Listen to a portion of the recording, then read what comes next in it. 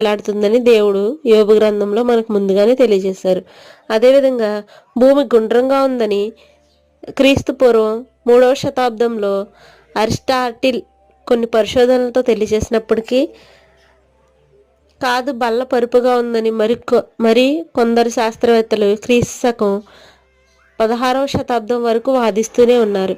ఇలాంటి వాదనలు ఉన్న సమయంలో గెలీలియా అనే శాస్త్రవేత్త క్రీస్తు శకం 16వ శతాబ్దంలో పలు ప్రయాసాల చేత భూమి గుండ్రంగా ఉందని నిరూపించాడు. ఇదే విషయాన్ని పరిశుద్ధ గ్రంథమైన బైబిల్ క్రీస్తుపూర్వం 1500 సంవత్సరాల క్రితమే యోబు గ్రంథంలో తెలియచేసింది. ఆయన వల్ల నడిపింపబడినవై నరులకు నివాస యోగ్యమైన భూగోళం మీద మెరుపును మేఘములను సంచారము చేయును. ఆయన వాటికి ఆజ్ఞాపించినది యావత్తును అవి నెరవేర్చును. యోబు గ్రంథం 37వ అధ్యాయం 12వ వచనం.